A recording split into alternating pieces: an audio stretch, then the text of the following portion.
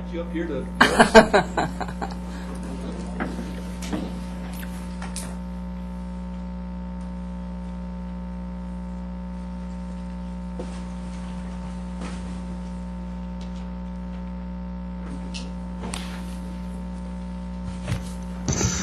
Okay, it appears that we're all here now so that we can go ahead and get started. We'd like to take this opportunity to welcome you all to our City Council meeting and our Community Development Commission meeting, as well as our Buena Sanitation District meeting. And we're very privileged to have Pastor Matthew Palm here to offer or to lead us in the flag salute and then offer the invocation. So if you'd all stand and remain standing for the invocation. Would you say the pledge together with me? I pledge allegiance to the flag of the United States of America and to the republic for which it stands, one nation, under God, indivisible, with liberty and justice for all. Would you bow your heads with me as we pray, please? Heavenly Father, we thank you for this day you've given us. We thank you for every breath we take. Life itself is a gift, and we thank you for it. We think of the lives that have been lost here in Vista just in the last week, and for the young man who's struggling for his life even tonight. We pray that you would continue to be with our sheriffs and our sheriff's department as they faithfully serve our community, as well as our mayor and our council members. Continue to give them wisdom and guidance through this busy time in our community as we're building our new city hall and working on all the different projects and developments. Continue to give us a sense of your direction and your wisdom in everything we do. Bless our community in every way. We pray this in the name of the one who makes Easter possible. Amen. Amen. Thank you very much, Pastor Palm.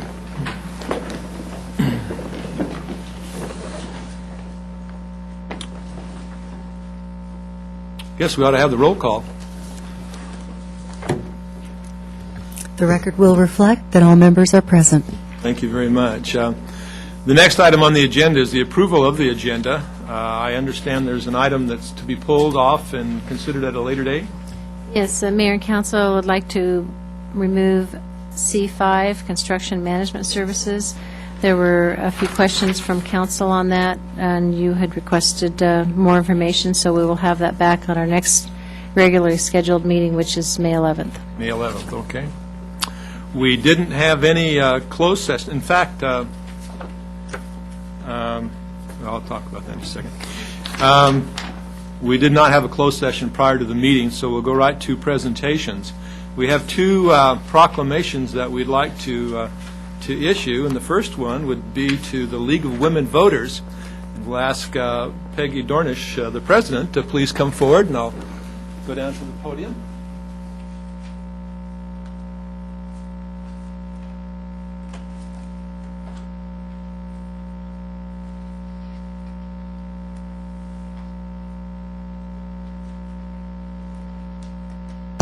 It's indeed a pleasure to offer this proclamation to the League of Women Voters.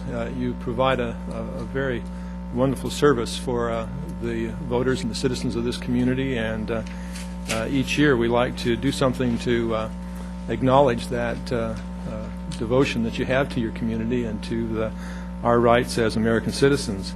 So let me read the proclamation. They've written it in big type so that I can see it.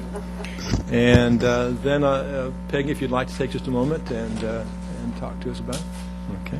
It says, whereas the League of Women Voters is an organization where hands-on work is to safeguard democracy leads to civic improvement, and whereas the League of Women Voters is a nonpartisan political organization that has fought since 1920 to improve our system of government and impact public policy through citizen education and advocacy. And the League members are constantly striving to serve their communities to make them strong, safe, fair, and vibrant places to live. Whereas the League of Women Voters believes in representative government and in the individual liberties established in the Constitution of the United States. And the League has always worked to promote the values and processes of representative government. whereas the League of Women Voters collaborates with other organizations to achieve mutual goals, increase civic participation, create lasting change in the community, and to make democracy work. And whereas for 90 years the League has held the public trust by respectfully bringing elected leaders and the public together through nonpartisan civil means and through thoughtfully advancing solutions.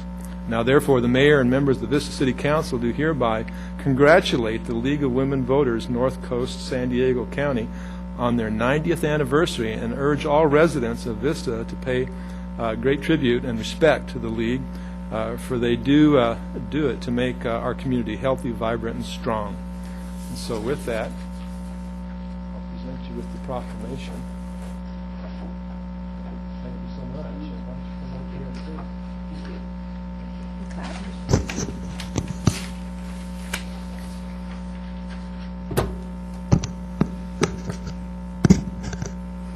Thank you, Mayor Vance and members of the City Council. This is indeed an honor. Let me introduce to you the person who was standing with me. Vista residents will perhaps know her.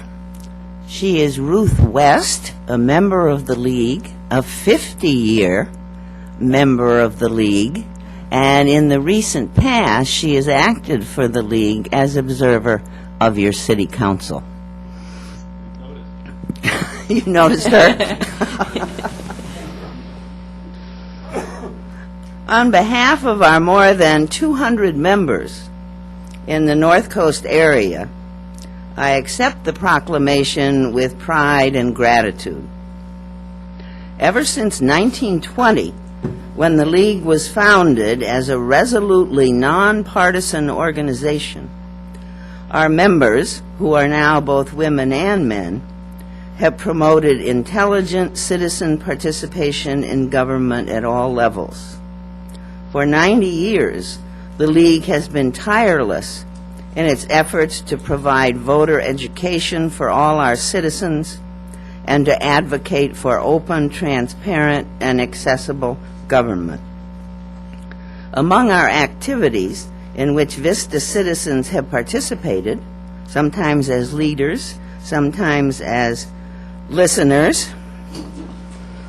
are forums for candidates who are running for political office, public presentations discussing state and local ballot measures, both on community television and to a variety of groups, and educational programs on governmental, social, and environmental issues affecting our communities and region. Most recently, and most notably, the Sustainability Project, in which Vista is participating, and the highly successful Healthcare Forum, which also was held in Vista. So thank you very much for this honor, and onward.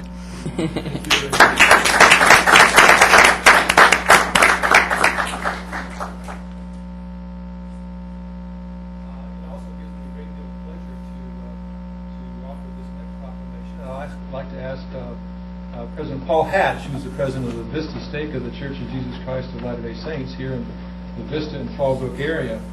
And this is a proclamation that deals with volunteering to make the community a brighter and a better place. I think one of the things that happens quite often that a lot of people don't realize is that we have a lot of volunteers here in Vista. And they make this community what it is. And if it wasn't for the volunteers, there would be a tremendous cost to the taxpayers for all the efforts that are brought forth by those volunteer groups. And so this is to commemorate a special day in May. And let me go ahead and read the proclamation, and then President Hatch, if you'd like to say a few words, that'd be great. Thank you. It says, whereas parks make our community attractive places to live and work and are an essential component of individual health, well-being, happiness, and quality of life for all human beings. And whereas parks allow us to become more connected with nature and our families, contributing to youth development, social and cultural exchange, public health, recreation, and community building. And whereas the current economic crisis has caused severe cutbacks in funding to clean, beautify, and maintain city, county, and state parks, jeopardizing their ability to fulfill their valued functions. And whereas the City of Vista and the County of San Diego encourage and support efforts by its citizens, service clubs, faith-based organizations, and others to promote volunteerism. And whereas the Mormon Helping Hands is a significant international volunteer program sponsored by the Church of Jesus Christ of Latter-day Saints that provides community assistance and disaster relief throughout the world. And whereas Mormon Helping Hands has designated Saturday, May 8th, 2010 as a day of community service throughout the state of California, in which over 75,000 Californians will assist in renewing city, county, and state parks, including citizens of the City of Vista and the County of San Diego who will participate in the following local projects: Wellhomie Park, Regional Park Cleanup and Beautification, and Bringle Terrace Park Cleanup and Beautification. Now, therefore, the Mayor and members of the Vista City Council do hereby acknowledge and appreciate the volunteers who will assist our community, and do hereby proclaim Saturday, May 8th, 2010 as Mormon Helping Hands Day in the City of Vista. And this is signed by all members of the City Council, and I'd like to present it to you. Thank you so much. Thank you.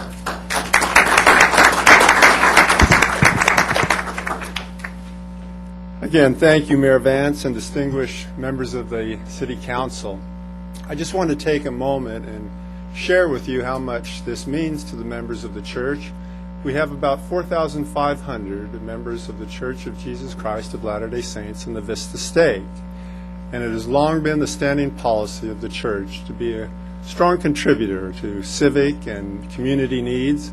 And we are very grateful that you were able to assist us in providing plans that we could provide service in the parks. I want to recognize Tracy McEwen, our Director of Public Affairs, who has worked with various city managers to determine which projects would be of most benefit. So I'm grateful for Sister McEwen and all she has done with that effort. As Mayor Vance mentioned, this is an effort that's going to be throughout the state of California, with about 75,000 members of the Church of Jesus Christ assisting with this effort. It's a chance for us to come together.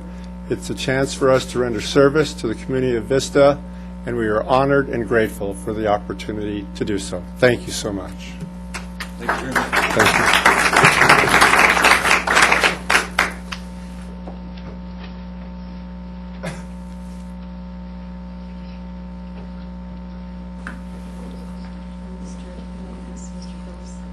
Mr. Phillips? Mr. Phillips?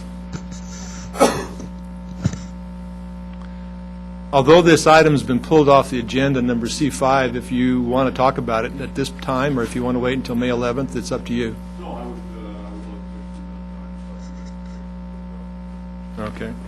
We're not going to discuss it. Understand. If you want to, go ahead. Mr. Mayor, members of the council, just a moment. One of our concerns about the contract that was on the consent calendar tonight is it represents about $8.5 million potential city dollars going out over 5 years, and much of the work appears to be things that we believe city employees could do. Our construction inspectors, only one of them is NACE and NASCO certified, which is the National Association of Corrosion Engineers and the National Association of Sewer Service Companies. That certification doesn't take a lot of money. We believe our people could easily pass it, both some of our engineers and some of our construction inspectors. And the one thing I wanted to note, and I won't get into a lot of detail now because things could change between now and when it comes back on the agenda, but the one thing I wanted to note is that the inspector rate in this contract is anywhere from $120 to $150 an hour, which is about 4 times what you pay your city employees, including benefits. I mean, your city employees get benefits, and with their benefits and their wage, it's about 4 times what they're currently paid. And I come from a public works compliance background. Before I did labor relations in Southern California, I was involved in public works compliance in Northern California. And one of the differences there, and I don't know if it's regional, I don't know because this is the first time I've come up against it in Southern California, but one of the differences up there is cities insist that their construction management companies have a city engineer and a city inspector on site at all times as kind of, I don't want to say watchdogs, because I'm not saying the construction company is doing anything wrong, but if problems occur, change orders are necessary, the city has their employee, their engineer, their inspector on site at all times, and I often dealt with those people on public works projects. So one of the things that troubled me about the recitals in the contract was it said that the construction company or management company is supposed to use city personnel and integrate city personnel where appropriate, but it doesn't say what the measure of that appropriateness is.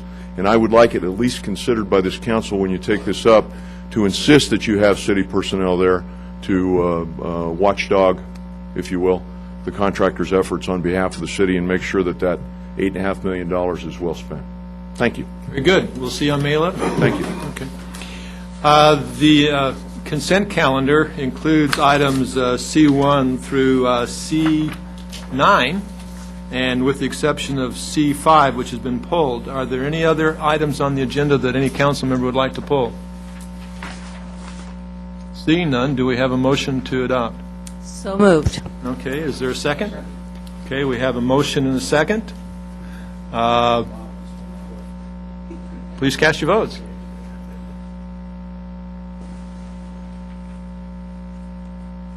Okay, and the consent calendar is adopted unanimously with the exception of C5.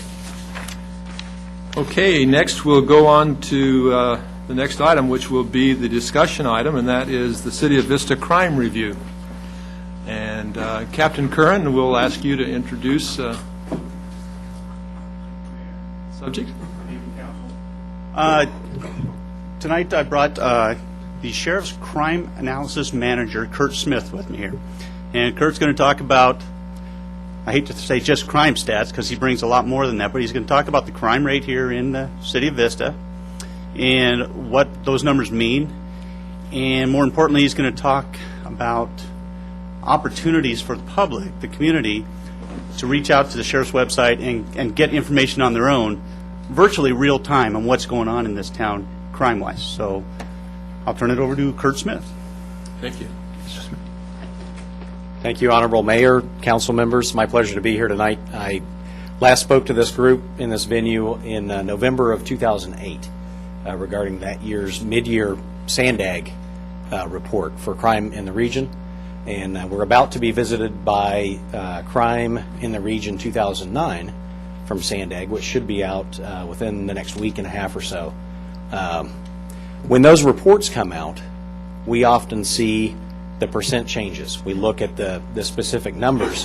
What I want to do tonight is introduce to you some of the ways that we use and deal with information that comes from data within the police or the police services that you have through the Sheriff's Department. Talk a little bit about the 2009 state of the city in terms of crime and law enforcement activity from the Sheriff's Department. Give just a brief recap of where we are year-to-date this year, and then talk about how the information that we have is available for both the residents and the businesses of City of Vista to have an ongoing update of what crime is occurring in their community that really closes the loop in a way that we've never been able to offer before. I'll go through this, and then if you obviously have any questions, we can revisit any of these items at the end. Data to knowledge, community and sheriff information for action. Action's the theme here.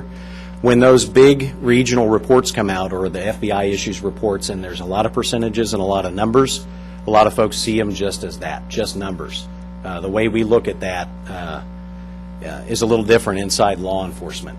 We start from an assumption that the data and the information that's there can lead to change if we engage it the right way. So on the crime analysis side, we understand the different theories that go into why crime occurs differently in different communities and why crime is addressed the way that it is strategically by law enforcement agencies.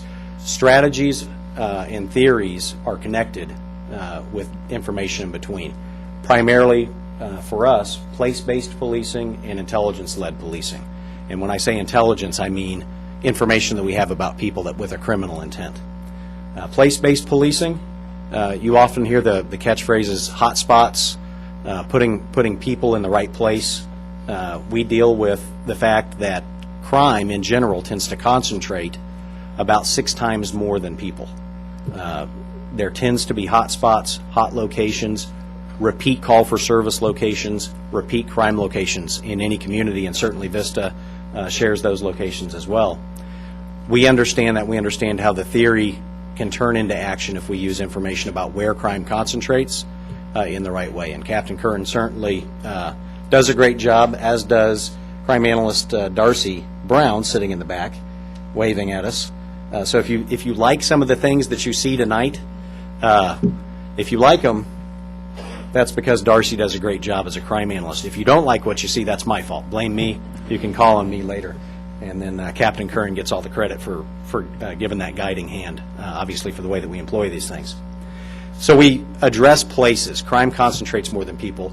We also have a responsibility for addressing recidivism. We talk about recidivism a lot in the law enforcement and criminal justice community. Some people tend to repeatedly be involved in criminal activity.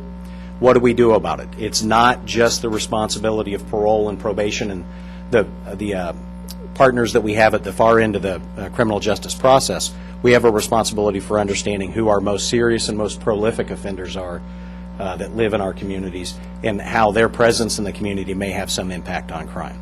So we deal with those issues as well. A lot of criminal justice agencies really separate these two, place-based approaches and intelligence-led approaches. But we bring the two together because I think there's a relationship between the two that informs our strategies, and that relationship is proximity. It's all about proximity, just like in real estate, it's all about location. The proximity between opportunities for crime to occur and those folks who are interested in or are motivated to commit crime. And when we understand that, and you're going to see a lot of maps as I go through this, you'll see this connection and why having place-based and intelligence-led information folding into our strategies, for us, we believe, yields action that makes a difference in the community. It's a little dry. Darcy's probably the only one in the room that really liked that. You like that? Okay. So within the Sheriff's Department, kind of an insider's view, we have a records management system where all of our arrests, crime, so on and so forth, all fold in there. And the last time that I was here, you heard me talk about how we were changing our business practice from being a paper-driven business practice to one framed within the technology of a network-based records management system. At the time, we had good records management, but timeliness was always a problem because of the paper process. Now we have an online records management system that does a fantastic job. Within that data environment, that near real-time data environment, we build several tools. And you see a little screenshot of what we call the green machine, where we can pull and sort and touch that information just about any different way that we want to. We can look at almost any different factor and relate factors together in ways that we weren't ever able to before. And we can see, Darcy can see at her desktop here at the Vista Patrol Station, all the crime and arrest information as it occurs across the entire Sheriff's Department from Rainbow to Imperial Beach, really, within about 10 seconds of when those reports are created, not just when they're approved, but as they're being worked. She has that streaming literally to her desktop, and then we touch it in our tools. With that information, we do a variety of different things. We take a forward-looking approach. So at the middle of each month, we make a month-end forecast across all the different patrol areas that we have, and we look for those crime categories in the different patrol areas where crime is likely to end the month above an expected level and on an increasing trend. We have to set priorities somewhere, and that's kind of the first threshold. What's above expected levels and what's on an increasing trend? We call that our red flag report, and then our green flag forecast are what are those proactive bellwethers of narcotics arrests and DUI enforcement. And we keep a live running tab on the direction those things are going, and we make a forecast. We want to know, Captain Kern wants to know, what's the end of the month going to look like? What's the end of the month likely to reveal, and not be surprised at the end of that month? And then, there it comes. We start each month with an early warning system report. Again, what we had the last time I addressed this group was a good records process, but it was a paper-driven records process. And at the end of any month, we only had a 3/4 to 90% or so view of what had happened because not all the paper had made it to the right place to be entered. Now we see that stuff, we see all that data literally in less than a minute, and it's available to Darcy as well as to the rest of the crime analysts across the entire sheriff's areas across the county. From that, again, we look at what were the high areas, what kinds of crime are changing the most, and then Darcy, as a crime analyst, puts it into a community context. That's where we incorporate in those place-based and intelligence-led factors. Where within the community are those particular crime types changing, and who or what offenders have changed in that area? And we'll address that a little bit more in a moment. So that's the data and how we touch it out of our records management system. We also have a computer-aided dispatch system that we pull information from. Again, a similar interface that we built inside the department. A lot of folks think of patrol services and investigative services as the bulk of the incidents that a patrol station deals with. It's really only about 20% of our dispatched calls for service turn into a case number, some kind of reportable event. About 8 out of 10 of the calls turn into some other kind of action, some other kind of report, not a crime or an arrest report. And it's that level-headed approach, and it's the tone and the vision that's set at the station that determines whether those calls get the right kind of response so that we can keep disorder at bay. Are we addressing those kinds of issues in the right way? We spend a lot of time in government and in the criminal justice system, obviously looking at the reported crimes and the arrests that we know about, but I would stand here and argue that it's how we address the other 80% of what we do that can make all the difference in a community. That 80% is all contained in our dispatch data. So we do a lot of time, or we do a lot of due diligence in going through our dispatch information and spending time understanding what those calls for service really mean. Oftentimes when people look at it, and again it looks comfortable to Darcy, but to everybody else it's a pile of numbers, we get numbers out of the CAD system, and it's our responsibility to put those into context, and there's no better way to put something into context than to put it on a map.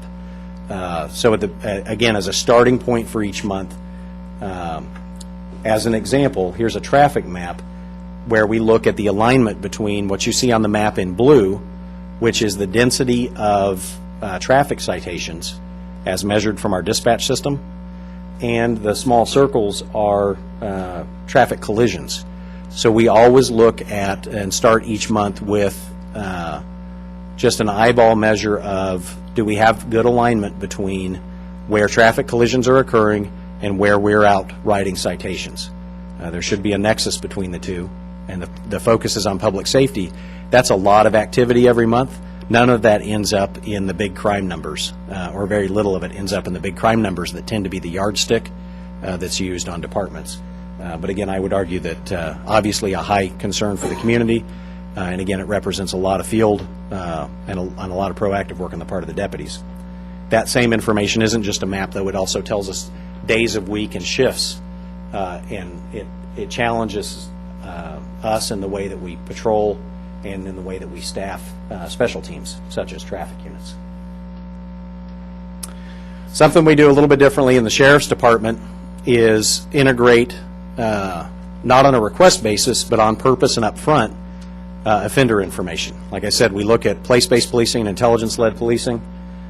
To do that well, we have to integrate what we know about offenders, not just in our own community, but in surrounding areas as well. Because we have freeways, we've got big surface streets, and we certainly, no single community has a market on parolees, probationers, registrants, and we'll see a map of that in a second that'll drive that point home. But we start on about every week or every 2 weeks, we get fresh data from parole, directly from county probation. We also extract our own jail releases, all the sex registrants, and then the other types of registrants. People are familiar with sex registrants. There are a lot of people that also have to register for being a narcotics violator, an arsonist, or a documented gang member, and are ordered by the court to register. All those folks that have to register, about 10,000 or so in the area served by the Sheriff's Department in total, come to Sheriff's Headquarters, and we provide those registration services as part of what we do. So folks from Vista that have to register and keep their registration current all come down to where I work down in Kearney Mesa, walk in through our front doors, and keep their registrations up to date. Not just the sex registrants, but the other offenders as well that are on court order to register. So we take all that information every month and all the addresses, not just the home address, and we put it into a mapping database so that we can have every opportunity possible to associate changes in crime with folks that might be involved with that criminal activity. And again, creating analysis products, providing additional access that didn't exist before, and analytical products that are intended to turn into action. And that's the theme. We want to make sure that when we touch information, that it's not just done so we can understand something, but so that we can take appropriate action on it, and it informs us so that the strategies that we have are well informed, and that when we report out for policy issues, that we're reporting out in a way that actually informs policies in a way that reflects what's happening in the community. So what does that look like? Well, this is the entire region. And like I said earlier, no single community has a market on folks that have made their way through the criminal justice system. This is a screenshot of the kind of mapping software, and it looks a little bit clunky, but the best maps I've ever seen in my time in both the Army and in law enforcement, the best maps, the most effective maps, weren't maps that got stuck up on the wall.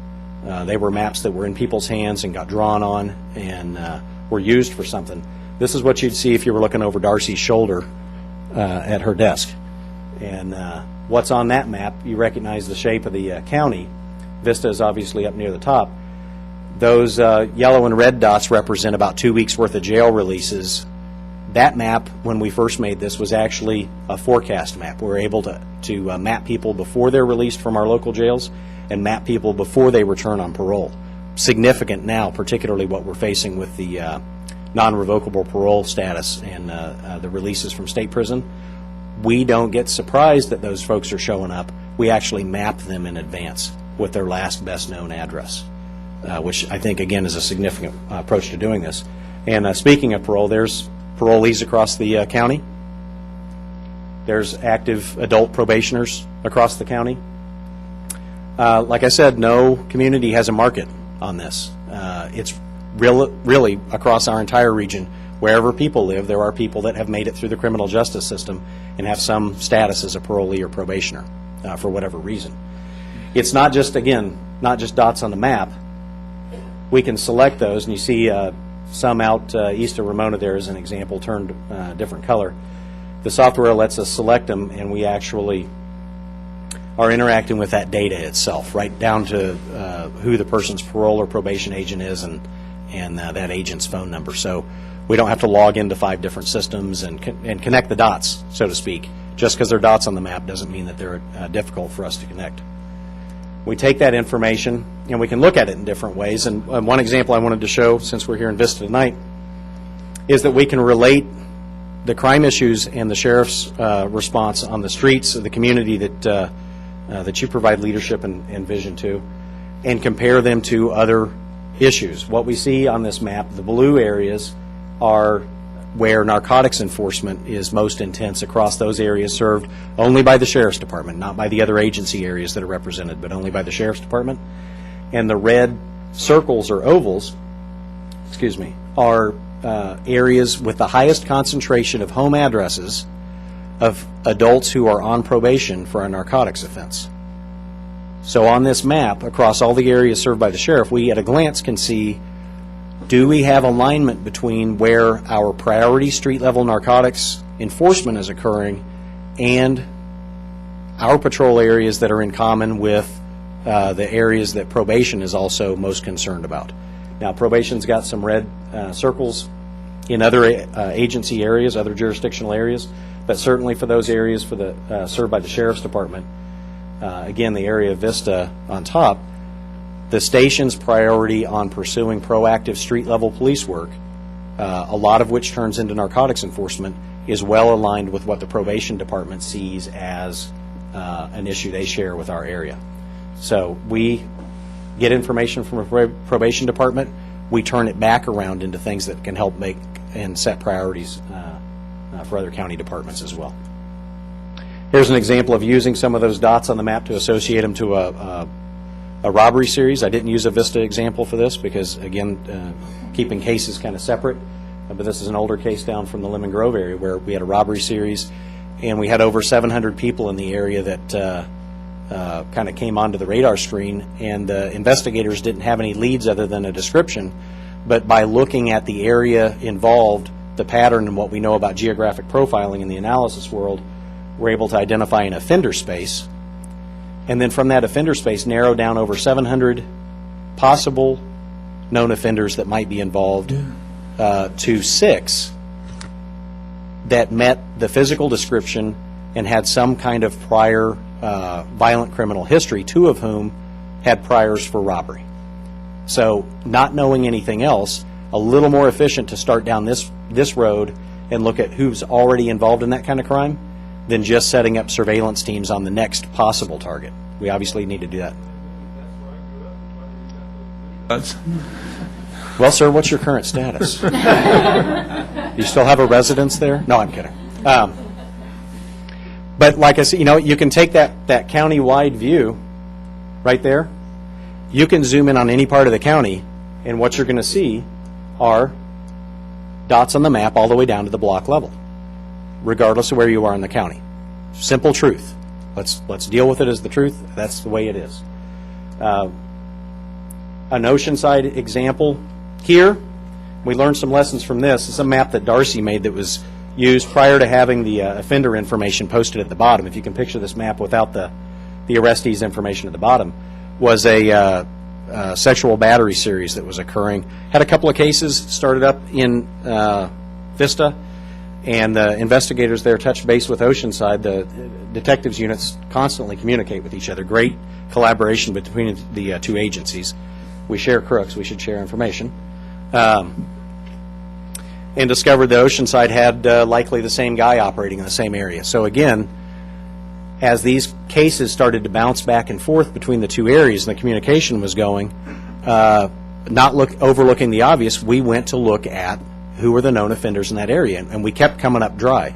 None of the known offenders that lived in the middle of that activity space, in the middle of that series, matched the suspect. Darcy and a detective went to a lineup briefing about 3 o'clock one afternoon and said, here's the map, here's what's happening. Tell me if I'm wrong, Darcy, but I'll throw it out here anyway. They briefed that afternoon's lineup with the map and with the information about the series that was ongoing, and gave the best current information that they had. And the patrol sergeant, one of Captain Kern's patrol sergeants, said, you 2 deputies are going to go hit the area that they've identified right in the middle of all that space, right where that crime number 5 you see. We call it an anchor point in the middle of the activity space in the analysis world. Go saturate those blocks. And within the hour, the suspect was in custody, in cuffs on the side of the road, admitting to having been involved in the crimes, and actually admitted to another case that hadn't even been called in yet that afternoon. That's what we're talking about in terms of connecting information, not just seeing it as percent changes or numbers, but turning it into real action that leads to a safer community. Nice job, Darcy. So, that being said, let's jump back to the numbers. Let me give you a high flyover of 2009 for the City of Vista, since the regional report's about to come out from Sandag. Overall crime dropped a little over 10%. You'll find across the region that crime was down in 2009. Something that was a little different for Vista than most other places was that violent crime dropped as well.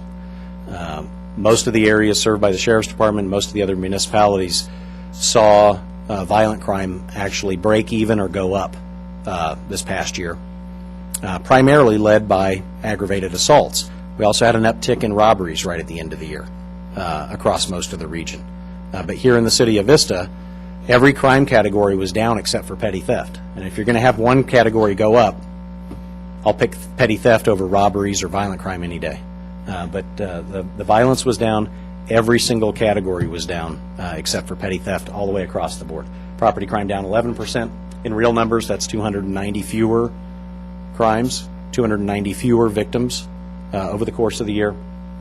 And again, as I said, all the categories were down except for petty theft, and there were about 25 more petty thefts over the course of the entire year. Calls for service. The folks that you serve as council members and as mayor and as city manager called the Sheriff's Department more in 2009, about 5.5% times more than in the previous year. But the proactive work, those incidents that were generated by deputies proactively engaging vehicle stops, pedestrian stops, went up about 20%. Almost an even number of citizen-driven calls and proactive work by the deputies. It's not because we had a lot more deputies on the street, and Captain Curran can address that with you, and I'm sure he does regularly in staff meetings, but what we saw was more productivity throughout the entire year. Always a good thing. So that's 2009 high-level flyover. Where are we today? Directions and trends. Overall crime continues down a little bit, but it's starting, that steeper downward trend is starting to flatten just a little bit. We've seen violence from the beginning of this year turn up a little bit. Obviously, there's been some high-profile incidents in the last couple of weeks, and we all hope that the young man that's in the hospital recovers as well, as was mentioned during the invocation. Our property crime is still down. Overall reports of all crime, not just those crime that are reportable to the Department of Justice and the FBI based on their rules, but overall crime is down as well, including those things such as identity theft that don't get reported out to the FBI as a category. But we know in the changing context of society are those things that are our greatest risk. Vehicle crime is always a risk. Huge opportunities for vehicle crime. Vehicle break-ins, not just for Vista and for the Sheriff's Department, but law enforcement agencies across the entire United States. Vehicle break-ins often constitute the greatest portion of the crime that's reported. And we're seeing that turn the corner and come back up. And Darcy's been reporting out to the Crime Commission and the folks certainly within the station on that and where those things are happening.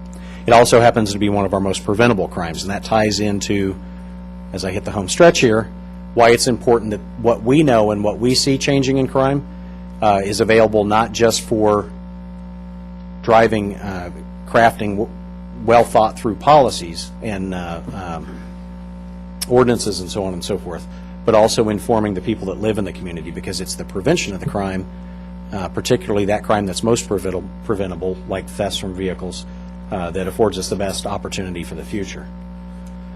Citizen calls are up about 17% first quarter of this year compared to first quarter of last year. It's a pretty big jump. And despite of that big increase, our proactive incidents are at break even. I think we've had exactly one more proactive stop by a deputy in the first quarter of this year than last year, about 8,413 to 8,412 for anybody that's keeping track. So it's remarkably break even. But again, we can only provide so much additional reactive service before it really cuts into the proactive service, because of the time that it takes to do some of the reactive service. And that's what looks like all the way through April 4th. Darcy, again, I'm here to sing her praises tonight, does a great job, and nothing puts things into a community context better than a map. So this is an actual example of what she posts in the lineup room, and then backs that up with additional briefings in patrol and to the detectives that shows where and what kind of crimes are occurring. And then this is backed up again. You saw the news report earlier, that early warning system report. All this is backed up with analytical context that helps it stay focused on series, trends, and on problem locations. So public information. If we know all that, it doesn't help the community members that are concerned about crime, particularly those that are interested in being involved through Neighborhood Watch or Crime-Free Multi-Housing, or simply being a good community member in some other fashion. So we have incorporated, the Sheriff's Department has 2 additional services that are available through our website. One is crimemapping.com, and the other is the Nixle Community Notification Service. For folks that want to see those 2 services, or for folks that want to visit crime that normally comes out from Sandag on a mid-year or an annual basis, you can see all those statistics broken down every month right through our crime analysis page as well as the other services that are available through sdsheriff.net, the sheriff's homepage. On the crime analysis page at the bottom is a link for folks who want to map get crime statistics for any community across the region, not just those served by the sheriff, but any ARGIS participant. Mr. Campbell's probably used to seeing some of this from the Public Safety Committee recently presented, because this was an upgrade, and it looks really nice. ARGIS folks are doing a good job with some of these things. So folks can select Vista and select a time range and see what those Department of Justice reportable categories are.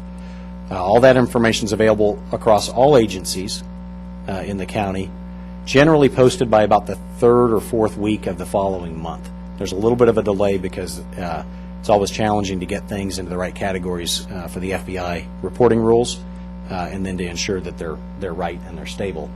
But that information is available all the way down to and including some basic charting functions for folks that would rather see colors than numbers. CrimeMapping.com, available again on the Sheriff's website through a crime mapping link under Community Outreach. We've had a strong tradition of public crime mapping in this region through ARGIS. The Sheriff wanted to ensure that if we knew about crime, and now that we've got this very timely NetRMS records management system, that we turned that into an opportunity for folks in the community to know about what was recently reported on their streets as well. So we piloted CrimeMapping.com site, and we're now leading this effort for it to be evaluated and implemented through ARGIS across the other agencies as well. This allows folks that live in your community to go in, or really to look at any sheriff's communities at this point, and look at a 90-day sliding window of crime and turn different crime categories off and on. It's a pilot at this point, but it's live and it's running. It portrays different kinds of crime by different categories, and it has all the things that you would expect from a good web-based service nowadays, including aerial photography and additional information, not just a dot on the map, but some pretty cool reports and information behind each of those dots. Now, the information behind the dots is boiled down to the 100 block, so it doesn't show anybody's individual address. And right now, as a pilot, we don't include several crime categories for the sake of protecting the victim status. What we did include in this, and it was different than what this company that hosts the service had done for anybody else in the past, and I'm particularly proud of it. If you look at the little window that's open where it says vehicle break-in or theft, it says Vista Sheriff links. They had never included links before, and I'd made the pitch that if we're going to put a dot on the map and tell people some kind of crime happened, we need to close that loop back to resources so they know and are informed as to what kind of action they can take. So we include crime prevention information there, as well as a link back to the City of Vista's law enforcement page from your public website, so this brings people back to the resources and information that you offer, and then obviously to the Sheriff's Department as well. And something that's good here at the Vista station, and it's kind of out in front actually of other patrol stations as well, is an online tip feature. So we're hoping that if somebody sees a dot on the map on their street, that they also have access immediately to crime prevention information, particularly if it's vehicle-related crime, and or if they know something about that crime, this is going to take them right to a place that they can say, you know what, I think I know what happened. I think I saw something that may be important, or I think I may know who's involved, and they can submit that tip anonymously. And that lets us close the loop from a reported crime all the way back to action. But this time it's action by a community member that cares. Something near and dear to my heart. So that's crimemapping.com. Folks that want to receive email alerts, you may have missed that. Let me do that again. Whoop. There's a Receive Crime Alerts button in the top. Folks can register and receive each day those crime that were reported through the previous day via email. Same information comes through. And then similarly, on the Sheriff's homepage, we now have a Nixle service. Nixle is a community notification system. It's wide open. It's as good as we make it, and the sun has just come over the horizon on this for us, and we're beginning to use Nixle and figure out what it really means to have Nixle at the patrol station level. But it provides that opportunity for it to not be a dot on a map, but other information that is important out in the community context. So on the Sheriff's Nixle service, again, people can register to receive email alerts or text messages, or they can visit the site itself and register to receive alerts on other things, traffic, so on and so forth, that come in from other places. But we can send out advisories, such as missing persons alerts. We can send out advisories, for example, if something's going to be significantly impacted, and community information on traffic or known closures, so on and so forth. This doesn't replace the emergency notification services, our Reverse 911 or the Alert San Diego registrations a lot of folks have done and typically get reminded of during fire season, but had a little shake, rattle, and roll recently that started making people think about some of these things. This doesn't replace, Nixle doesn't replace those emergency broadcasts, but it is a way to get additional information from the Sheriff's Department that serves your community and law enforcement.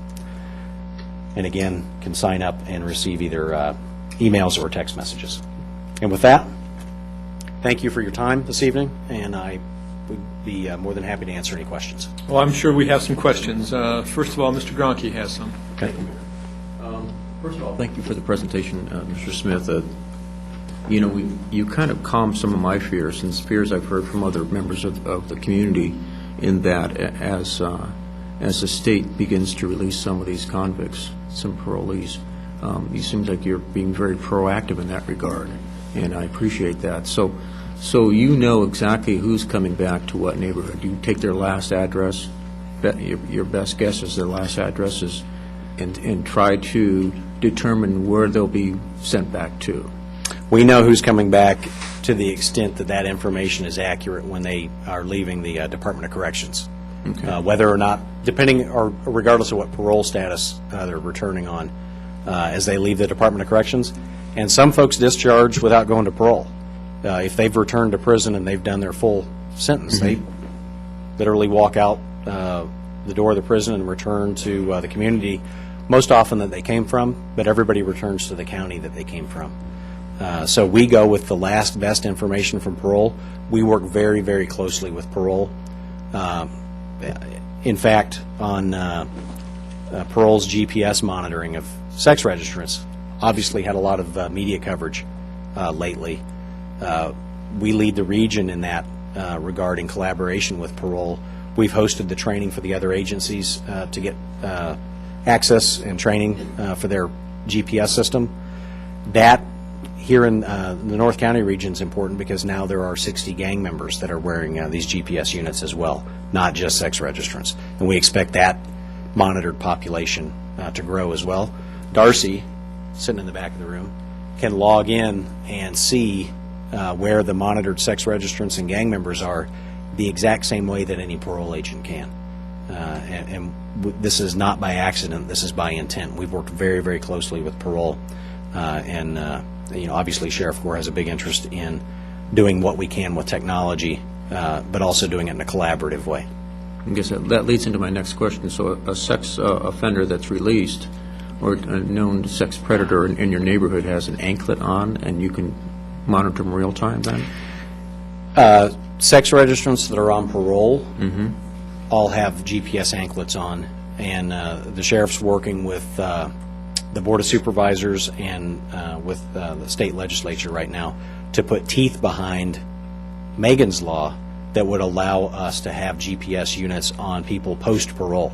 The way the law is written reads like everybody's going to be on GPS. It's really only those folks that are on parole right now. Post-parole, there's no penalty or mandate that the people don't literally just take it off their own ankle as soon as it's snapped on. We're taking the stranger danger approach. The first, if we tell our kids to be careful of strangers, then certainly those folks who post-parole, those folks who've been convicted of preying on a child, a stranger to them, should certainly be wearing the same kind of technology, and we should be doing everything within our power to monitor those folks. I agree. I have a question about drunk drivers and the legalization of pot. It appears to me, the way this is polling, that this state may be one of the first states that legalizes marijuana.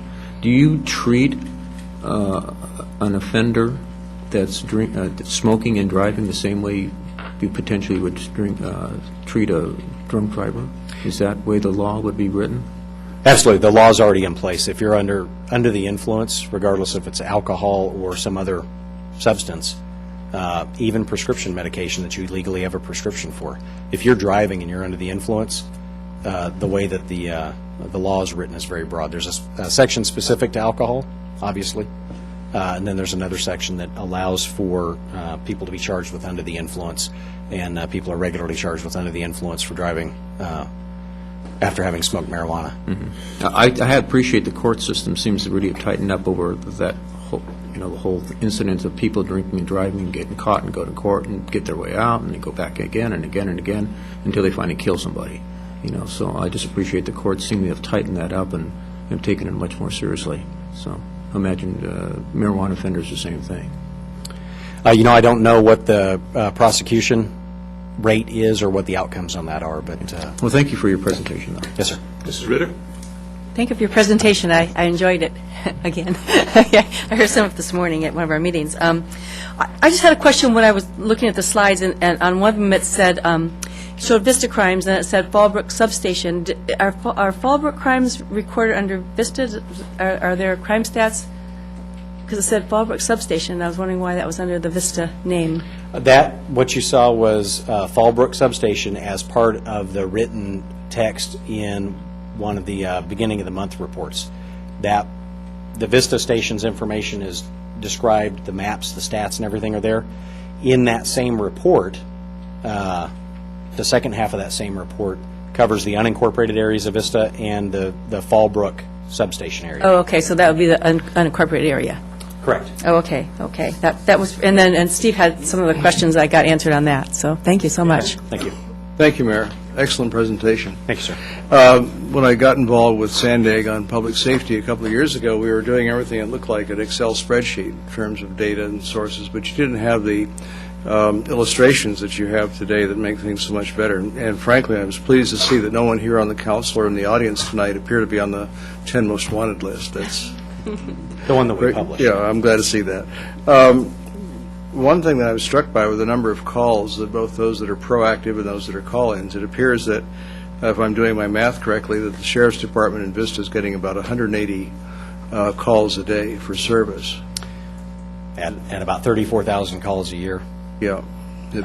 reactive calls for service. Reactive, but taking it both ways. Correct. There's just an awful lot of traffic coming in and out, so having the ability to mine the data that you have is critical in order to extract those key data points to follow up, so I'm very glad to see we're getting to that point. On the Nixle service, you mentioned that it can be a tool in emergency notification, but not to be the primary tool. Is that correct? Correct. The way that we see it is that if we put something out through Alert San Diego or through a reverse 911 system, that Nixle gives us an opportunity to follow that up and say, this alert was put out through these other emergency systems, but we don't want to imply to folks that if they sign up for Nixle, that they're going to be first in line to receive a reverse 911 call or anything like that. I think that would overwork that. Too many different, yeah, people need one place to go for critical emergency and disaster information. A thought on GPS. We had a report here recently at the Sandag Public Safety meeting about the cost of GPS. Number one, the units are expensive. Number two, the cost to monitor is relatively expensive. And then the ability to dispatch and contact the people who may be out of compliance can be difficult. And you get things like low battery alarms and things of that sort. But I was of the impression that the important way to use this tool is not that everybody's wearing one that might, but that would be prioritized and the most likely to reoffend. And I wonder if you can suggest, is there a need to tighten up some laws as to, as you said, post-probation? Would you generally think there are some types of people that should be wearing them long-term? I think, and what I've suggested is, as I mentioned earlier, what we tell our kids, we oftentimes forget as adults, right? Some of our best advice to our kids. And we tell our kids, stranger danger. Don't talk to strangers. Go to the other side of the street, so on and so forth. Are we doing everything as adults and in society to deal with folks who have victimized stranger children who were strangers to them first. So I offer that up as that first and highest priority of all the folks that are out there. If we can use technology in a smart way, if we can do things in a smart way, that it should first be on behalf of our kids and other groups in society that otherwise deserve the protection first. If we can't do everything for everybody, we've got to do everything we can for the folks who can't do anything for themselves. Okay, and I would just ask in ongoing that your department and the sheriff and district attorney and everyone else that's involved with doing the good job that you are doing, considering the numbers, make sure we as electeds are kept up to speed on where you see things maybe sliding backwards, that we need to support you in what you do. It's very, very important. Thank you. Yes, sir. Thank you. Well, thank you very much. Thank you. And Darcy, thank you so much for all you do. We really appreciate it as a city council. Darcy Brown. All I can see is, no, go ahead. No? Just let me know. Okay, the next item on the agenda is the downtown Vista specific plan, which is a public hearing. How are you? It's all right. Mr. Campbell and I need to Mr. excuse myself. Lopez both need to excuse themselves. Excuse ourselves due to a property ownership conflict. He excused himself. Okay, Mr. Conley. Thank you, Mayor. John Conley, Community Development Director. With me, I have John Hamilton, who is our environmental planner, in case there's any questions on the EIR this evening. It's my pleasure to present to you the downtown specific plan, the culmination of many years of staff efforts that we are happy to be at the approval point for. We've had a number of workshops and discussions and community meetings on this plan over the years, and we covered that in a workshop last year when I presented this to you as far as the status of the specific plan. So I wasn't planning on covering all of our history. I just kind of wanted to go through the plan itself, and so I'll keep it to the points of the actions this evening. The proposed project includes a general plan amendment, a zone change, a new specific plan, which is the downtown specific plan, and repeal of specific plan 26, which currently covers our downtown area in South Santa Fe. The project location is roughly 352 acres, as shown in the blue on the slideshow. It's 275 acres net, which would exclude public rights-of-way, street areas, anything that's owned and used as right-of-way. The general plan amendment associated with the project affects approximately 356 acres. It includes the specific plan number 26, which is currently designated CBD, and that's shown with the yellow outline, as well as a number of different commercial and residential designations, including high-density, commercial, general, and commercial neighborhood designations. The proposed general plan would rezone virtually the entire area to specific plan area, which would implement the downtown specific plan. There are a few residential lots along Park Avenue and Ocean View Drive, which are shown as medium-density residential. Those are some residential lots that were included in the downtown specific plan that we've recommended go back to a single-family residential designation. The zone change would affect the same area. The specific plan area is shown outlined in blue. You'll note the areas off of Ocean View and Park Avenue that I discussed before that are shown in pink, which are part of the current specific plan but are outside the specific plan area that's proposed. The proposed zoning shows all of the downtown specific plan area in green, and the areas off of Ocean View and Park Avenue would be redesignated R1B, which is a single-family zone allowing a maximum lot size of 6,000 square feet. The downtown specific plan would be broken up into 4 different planning areas. There's shown on the overhead with different colors. The planning area 1 is split into 2 areas because it comprises a gateway of the north and south areas of the specific plan. And I'll go through each of the planning areas. Each of the planning areas are broken down into the theoretical build-out of how many units we could accommodate within the specific plan area. This was for the purpose of estimating the cap and development in the area and doing the environmental evaluation of the specific plan area. Based on that analysis, the specific plan could accommodate roughly 1,270 additional residential units and a little under 1.9 million square feet of commercial. The planning areas are broken into individual sections, as I discussed. Planning Area 1 comprises the gateways, and that's, as I mentioned, in the north and south gateways into the specific plan. These are anticipated to incorporate residential, commercial, retail, and restaurant uses and foster connectivity between the downtown and the exterior areas. Planning Area 1 also includes a character overlay area, which we've identified for the older historic downtown shown with the outline.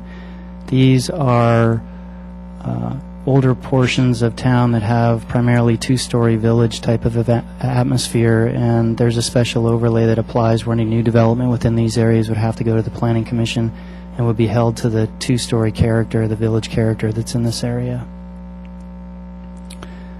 The rest of the specific plan has the same type of development standards as shown on the slide, a density of 40 units per acre, a commercial allowance for 0.5 floor area ratio, and those would be combined together so that you could have a 0.5 floor area ratio for a commercial with a density of 40 units per acre on the same site, a maximum height of 4 stories, and those density requirements and the height requirements could be exceeded with approval of a special use permit.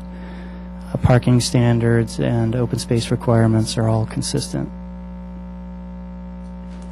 Planning Area 2 covers the existing Vista Village shopping center area and the Civic Center. This would have a civic entertainment focus and would primarily focus on commercial, entertainment, and office uses. Planning Area 3 is historically known as the Santa Fe Mercantile Area, Paseo Santa Fe.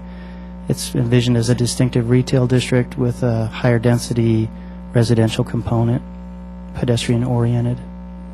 And Planning Area 4, because of its larger scale properties, would primarily focus as a larger destination retail district with anchor retail. The specific plan includes a number of public improvements to evaluate what the build-out scenarios would require in terms of improvements to the water, sewer, and stormwater facilities, transportation system, and streetscape. The stormwater component was something that held us up for quite a while, as I think most of you remember, because we had flooding issues down there, which we've addressed through design components that are included in the specific plan. Just to touch on the transportation system improvements, because that's been a hot topic over years, there is a proposal to reduce the width of South Santa Fe between Vista Village and Escondido to 2 lanes, and that's not something that the specific plan requires per se, but it is allowed for. So the decision will come before the council at a point in the future when the street improvement design is finalized, and that will be presented separately, but the specific plan does allow for a 2-lane and a 4-lane configuration. And the existing right-of-way would be retained in the 2-lane scenario so that if it were ultimately widened back out to 4 lanes, there wouldn't be significant improvements required. There are also a number of intersection improvements at 7 different intersections in town to mitigate for the traffic impacts, and those are shown on the screen. Those would all be required at the time of the specific plan implementation of the first project. The community design components are identified in each of the planning areas, and those include a street cross-section and a number of landscape species. It's to give an overall view of the design intent within each of the specific planning areas, and those are included for each of the planning areas in the plan. Design guidance is provided on a site-specific process so that each individual development type has specific design guidance for those developments, in an effort to try to formalize it more for specific types of developments and not have very open and general guidance so that specific types of projects could be easier reviewed. There's also an analysis of connectivity to the overall design of adjacent projects. The planning review process that's allowed for in the specific plan primarily focuses on zoning administrator approval So the majority of the types of projects that could come through the process could be approved administratively and in a quicker process. They would also be able to be appealed to the Planning Commission if there were any concerns, or would provide a quick outlet for applicants that wanted to get through the process quickly, for which there was support. Any of the special use permits would still have to come before the Planning Commission, and any changes to the specific plan would have to come before the Planning Commission and the City Council.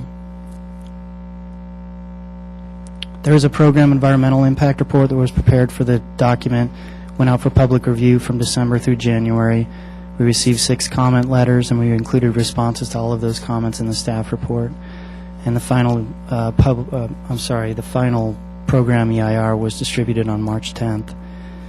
The EIR identified environmental impacts that were significant and unavoidable in 4 areas. That's air quality, cultural resources, land use, and traffic. In order to approve the project, the City Council has to adopt findings and a statement of overriding considerations that identifies that the benefits of the project outweigh the significant impacts, and that's included in the staff report for your approval. The project went through extensive public review. The latest round was the City Council workshop on May 5th of last year, as well as a Planning Commission public hearing that we held at the beginning of March. At the Planning Commission hearing, they recommended approval of the specific plan 5.0. We also had some additional correspondence with Sandag, which is included in the record, which we responded to, with the New Community Church of Vista, which is the church within the circle there surrounded by Park Avenue. We pulled them into a different planning area to accommodate the church use in the future. And some property owners which we made some minor changes to, and those were distributed to you today through add to packet. And with that, the staff recommendation is for adoption of the EIR, the general plan amendment, the zone change, and the downtown specific plan, and I'm available to answer any questions. Thank you. Are there any questions before we hear from the public? Okay, this is a public hearing. The public hearing is now open. And we'll first hear from Gabe Plummeton. Okay. Michael Donnell.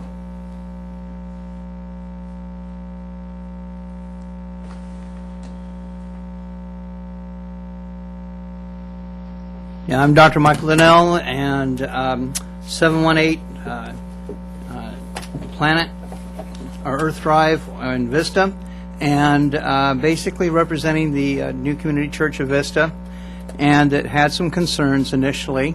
And we're happy to say that working with the administrative staffs here and with Mr. Conley and stuff, we were able to resolve that and to come up to where we can take the New Community Church, which we feel is probably one of the more jewels, one of the original churches here, which recently had just almost $1 million upgrade in its structure, so that it does provide a positive impact to Vista. That it now resides under this new plan in area PA1, and we want to recommend that the City Council honor what Mr. Conley has come up with on it, because we feel that that is the best place for them to be. Thank you. Thank you very much. This is a public hearing. Are there any others that wish to speak concerning this proposed specific plan?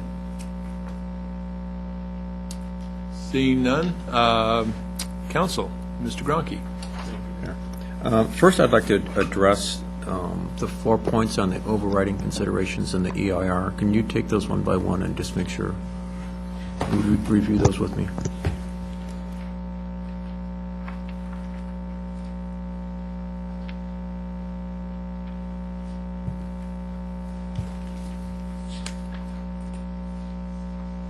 So the statement of overriding considerations is included on page 116 of 416 of the staff report, and it goes through employment benefits, economic benefits, redevelopment benefits, aesthetic benefits, and recreational and public space benefits. You wanted to cover each one? If you could just briefly just address each one. Sure. Employment benefits points out that the specific plan update would create new employment opportunities within Vista and create jobs for commercial, retail, office, industrial, institutional, and service-oriented uses. That these people would benefit from employment or the development of a specific plan update by filling, local jobs and providing those opportunities.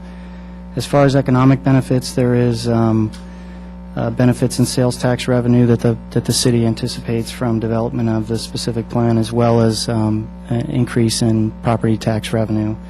That sort of falls into the next category, which is redevelopment benefits, which basically would provide for increased sales tax, property tax increment, and so the redevelopment agency would benefit from that. It also provides an opportunity for the redevelopment agency to further their goals in redeveloping the downtown area and providing for mixed-use development. The aesthetic benefits, I think, are fairly obvious. It's going to create a much more aesthetically pleasing area by improving the public improvements as well as the private development within the specific plan area. And there are opportunities for recreational and open space improvements within the specific plan as redevelopment projects can move forward and the city can obtain properties that, will look at opportunities for open space and parks within the specific plan, and there's a number of policies that promote those. So that's sort of a brief overview of what the city anticipates in terms of benefits from the project. If there's any specific issues, I can get into those. So if I heard right, once this is in place, there's an opportunity to create a lot more jobs within the city then, within the downtown area. Absolutely. Okay, fantastic. The other question I had dealt with grant opportunities. Once we make this decision, when it comes to Sandag and it comes to TARP money, is that right? That's the right term? From the feds. Do we have opportunities for grants from different organizations and agencies because of the proximity of these new units to mass transit? Absolutely. Sandag's big push is for mixed-use, transit-oriented development. They have a smart growth map that they've adopted that recommends cities put their growth in areas near transit. Vista's smart growth opportunity areas are identified within the downtown where we're going to promote growth through this specific plan. So it puts us at a higher ranking for grant opportunities. It's also important to note that we've already been awarded one grant for this project for a connectivity study that's just recently begun through Caltrans, and that was as a result of the transit-oriented development. The last question I have deals with, when we vote on this tonight, there's no prerequisite about what's going to fall first. There's no timelines on whether one goes first or two goes first. These are all design parameters for those locations. So as we go through this process and we decide on this tonight, in the future we'll decide on what goes where and in the timelines of when they'll go there. The specific plan facilitates the development of this area. It doesn't have any kind of schedule or process for development that's going to the city's going to facilitate. That's all handled by the redevelopment agency, so they have a plan for how they're going to purchase property and develop projects in the future. This allows for it, so this lays the groundwork for it. That's all it really does. Fair enough. Okay, thank you. Mrs. Ritter?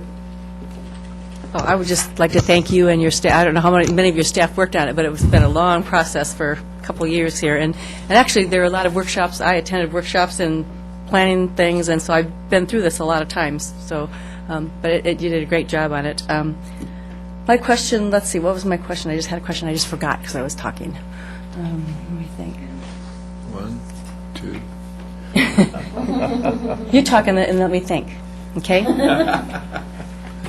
Okay, thank you. The only thing I wanted to mention is that I was reading through the guiding principles that you'd included within your development of the downtown master plan, and all 14 of them. And I think that really strongly indicates the kind of community that we really want to have and what we've done in the downtown. It's a long time coming.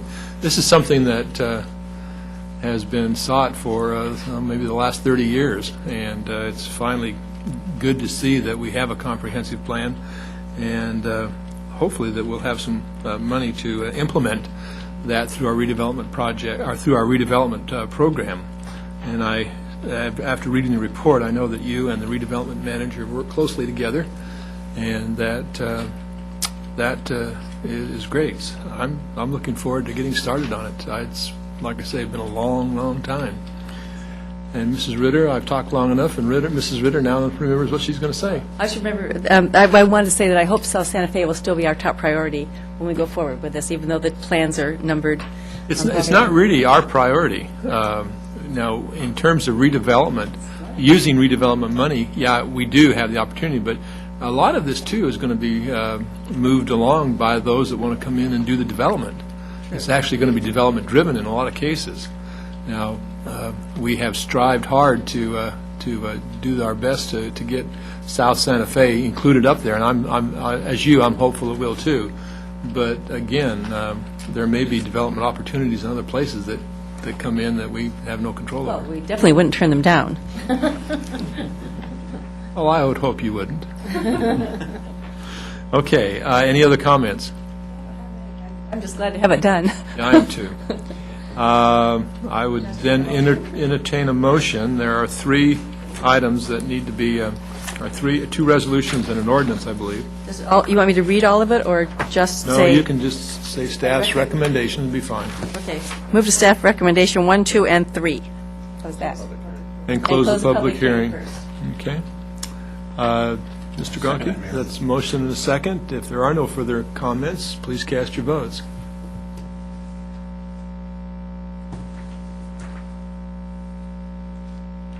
And that passes unanimously for those that are here on the dais.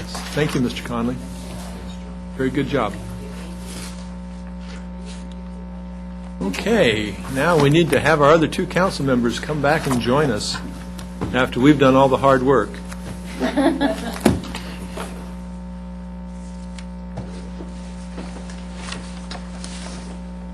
I think it's a shame that both Mr. Campbell and Mr. Lopez don't have an opportunity to vote on this, because these are projects that are very important to them as well. And so, again, it's a shame that you can't vote on it, but I'm sure your heart was with our vote, and so that we're all set. Okay, next we'll have oral communications. I have one oral communication request, and that's from Matt Abusey. I'm sorry if I pronounced your name incorrectly. Okay, thank you. Please come forward. Hi there. Thank you for having me. I am a promotion representative for Up With People. I'm from Boulder, Colorado, and I'm here tonight with my colleague Anthony Gorman from New Mexico, and we are here to talk about the group that we are bringing here to town. For those of you that don't know about or haven't heard of Up With People, we are an international nonprofit that takes young adults between the ages of 18 and 29 all around the world, and they visit communities across the globe doing 3 things. They live with local families everywhere they go, and they're currently, as we speak, in Manila in the Philippines. And they volunteer with local nonprofits and groups addressing social issues to learn about how these issues are being addressed in local communities, and about global education and global issues, and to impact communities through their volunteering. And they perform a show, our world-famous Up With People show, which we will be performing at the Moonlight Amphitheater on the 30th of this month. The group arrives on the 26th of April, and they'll stay through the May 3rd. And in that time, they'll be staying here in the North County area, in Vista, Oceanside, Carlsbad mostly, volunteering with local organizations, working with youth in the community, and hopefully through the city of Vista as well as other organizations in the area, we'll be able to make a tremendous impact and really bring an exciting multinational and multicultural event to this community. We are still looking for local families to host some of our students. We have found over 50 beds in the community already, people that are excited about hosting our international students. And we are working with organizations like the Boys and Girls Club to really hopefully make an impact on some youth and bring them to the show through sponsors and other ways that we can really make this an exciting community event. Through Up With People, we are able to take these youth in our program all around the world, and they will be in about a little over halfway point of their 6-month tour, in which they leave from here and go to Yuma, Arizona, and down through Mexico to the conclusion of their tour. It's a really exciting event. We're really looking forward to the group coming here to Vista. They've got a really exciting show. I mean, we have members from 20 countries coming to perform at the Moonlight, and the show has been so well received across the country. We're expecting as many as 1,000 people to come and fill that place up, and we're hoping to see everybody there. Bring your families. Tickets are on at vistixonline.com, as well as the Moonlight box office. And we really hope to see a lot of the community come out for this event.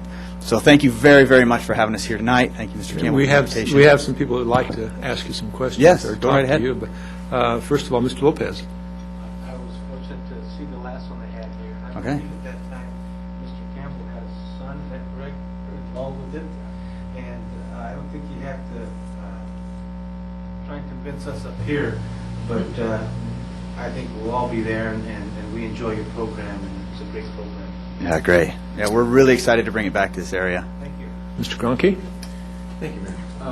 First of all, I want to say that the last time you came through, my wife and I were lucky enough to host a couple of young people, and I know my wife, through the Rotarian organization, has also put her name out there again for this time. So, Okay. And I can just tell you, we live right across the street, so it's really convenient. So, Oh, great. Oh, so he's offering for even more room. Okay, yeah. Mr. Campbell? Matt, thanks for coming this evening. We're really pleased to have Up With People come back again. It was 1990, the last time you were here, and we, at that time, with the advanced time that we had to work with it, I know you've not had that long time to work with North County, but we had over 2,000 people attend the show. Wow. We'd love to see that kind of attendance again. You know. There's two things that don't show up on the screen right now that we need to ask you to tell us about.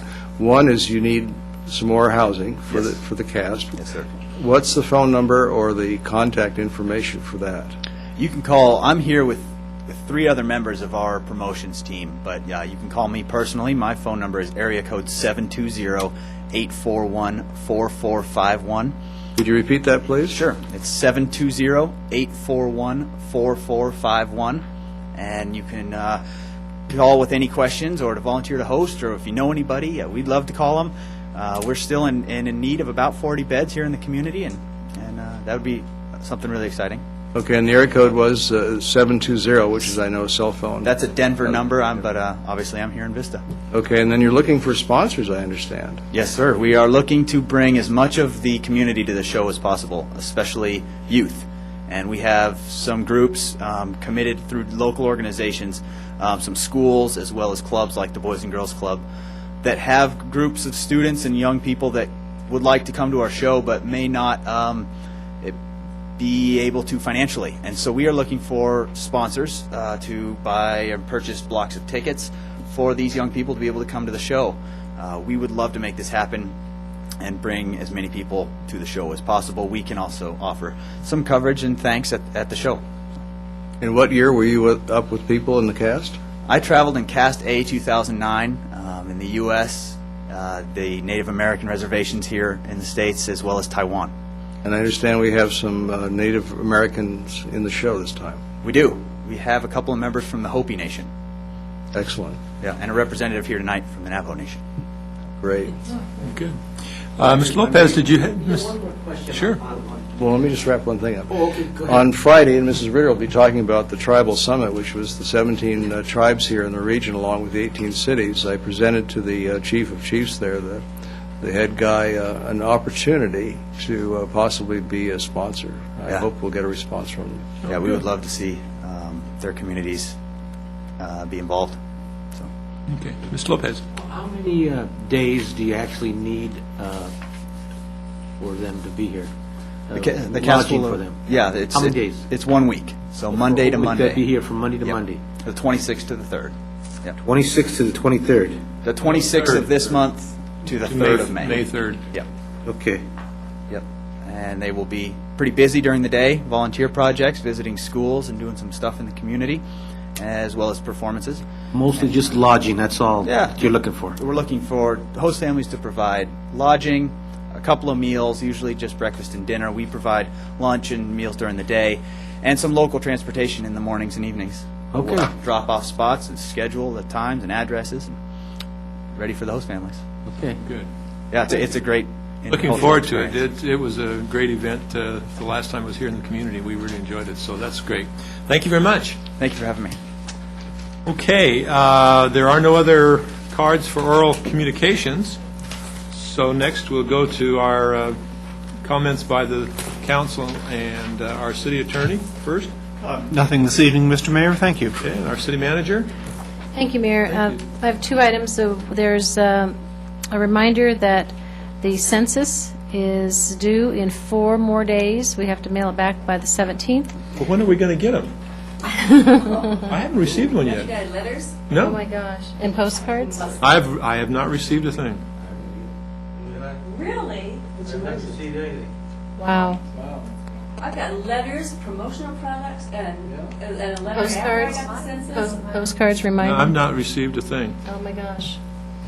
Oh, my gosh. Oh, my gosh. No, I haven't. And so 3 of you haven't, so what we'll do is, I'll have Ms. Krausen make sure that you get something to fill out Maybe with that's the next... indicative, though, of the rest of the community. Well, maybe that's why our numbers are a little bit lower. We have nationwide, the average of return rate is 67%, and the Vista return rate is 65%. So we're a couple percent behind, and that probably accounts for the 3 of you.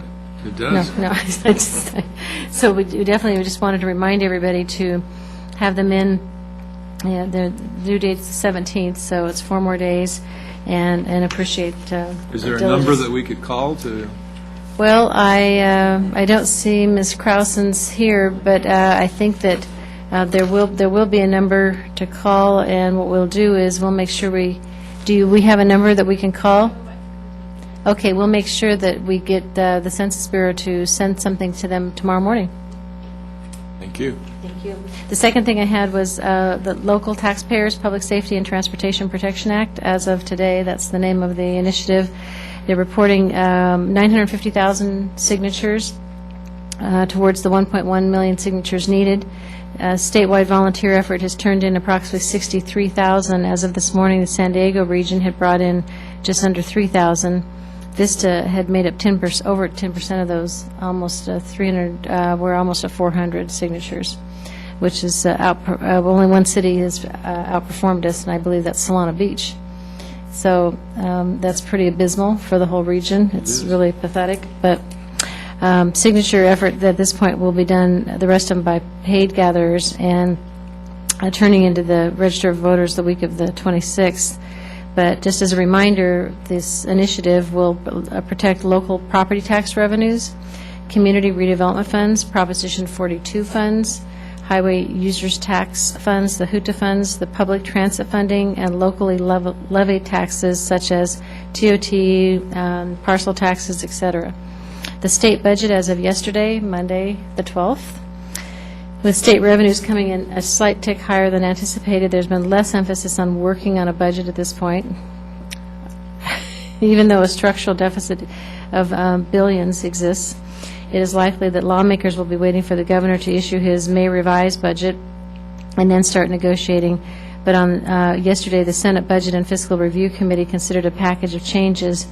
The lead measure is SCA 19, with the main component of that plan lowering the legislative vote requirement for passing a budget from 2/3 to a simple majority. May help, we're not sure. And then the plan includes other changes, including a 2-year budget and pay-as-you-go requirement for identifying funding for new programs and tax breaks. This has been proposed every year, but never passed. It would also ban the state from borrowing or redirecting local tax dollars that go to schools, public safety, and other programs. So no vote was taken. California Forward, which stopped signature gathering on their initiatives last month because of lack of funding, have received some donors, some monies to continue on with their initiatives. And they released a new poll yesterday showing that 59% of California voters would support allowing the legislature to pass a vote on a majority vote, but as long as the state retains the 2/3 supermajority requirement for raising taxes. So that's all I have for tonight. I saw an article, I guess it was in North County Times today, where all the cows are leaving California now. And, this legislature, Cows? yeah, they're driving away dairies. Yeah. And they said that each cow represents, what was it, $1,500 in whatever. Revenue to the state, and now all of the Midwestern states are now luring all of our dairies away from us. And What about the chickens? they probably will that too. I mean, this dumb legislature that we have is going to ruin the state yet. Mr. Lopez, would you like to say something? Yeah, years ago, Vista was a lot of chicken ranches around here. back in the 40s and the 50s, there was a lot of them around here, and slowly we chased them out, and so there's no longer chicken ranches around here, and basically that's what's happening today. With when you look at, if cattle is you get $1,500, you say, out of that, or $1,500 a cow. Yeah, well, what happens is when it goes out there, people's jobs and equipment and all that, it just adds up, so it makes a difference. But on when the sheriff was giving his talk, one good thing about is that we have a lot of good technology, and it has helped the folks in our community. When you go online, you can see the whether they have pedophiles or whatever in our community, and it has helped. And so technology has really helped us to find things and to have a better community. But also over the weekend, I was fortunate to have a little more business in my restaurant due to the gym and show that they had down here at the gas and steam engine show. And it's not so much for the business, is so more for that we have a jewel here in Vista, the gas and steam engine, which has shows during the year, and and we're lucky that we have it near our community. And it would be good if a lot of our folks in our community would visit that a little more often, because it is a great jewel that we have in our community. And things like that is what brings people and business to our community. Thank you. Thanks, Mr. Lopez. Mr. Campbell. Well, Mrs. Geldert, I have to think that getting rid of cows is a way to enact AB 32. Yes, it could Cut be. down on emissions. That's pretty sort of sad, but it sounds like what maybe they're doing.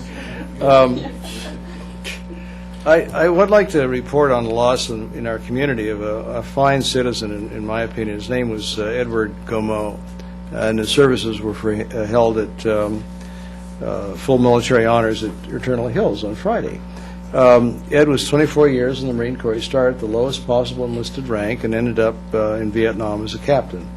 When he retired out, he went to Camp Pendleton and was one of the top people in their data processing center. But he passed away at age 76, which I always makes me a little nervous when I see contemporaries passing away. But Ed was one of the few people in the time I've been in office that had took the time to write on issues of importance to not only him but to the community in such a rational way, willing to accept new information and to have a dialogue about things that were important to the community. And so when I went to the visitation Thursday night, I took around 30 pages of emails that he and I exchanged over time and gave them to his widow, just so she could see what his involvement in the community was. But we were very fortunate to have Mr. Gomeau in our presence for most of his adult life.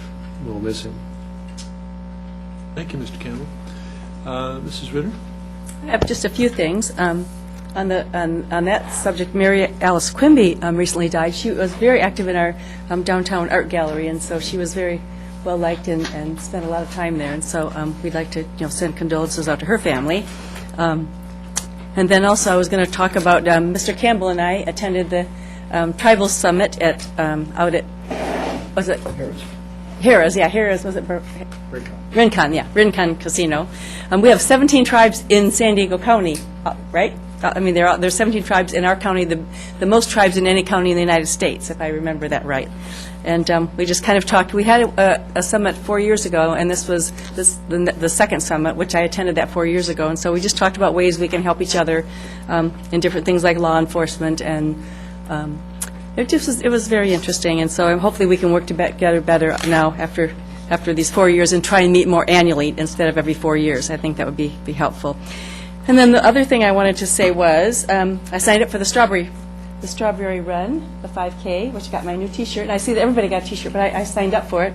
So, T-shirt. So if you sign up, and I want you to know, and I want you to know that when I was a fitness instructor, warmed up the very first Strawberry Run that was downtown Vista. So this means something to me. So I'm glad to see it come back, and it'll be very exciting. The weekend of May the 30th, 5K, but you don't have to run, you can walk. So I'll be walking. So that's all I have for that. Thank you. Mr. Gronke? Thank you, Mayor. I think I'll be walking with you. They call it a run, but that's bygone days.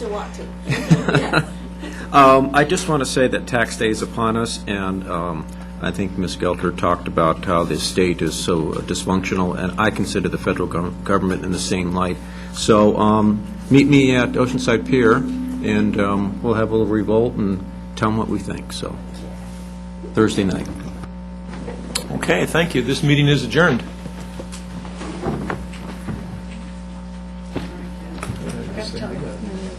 Oh, you did? I forgot to use one.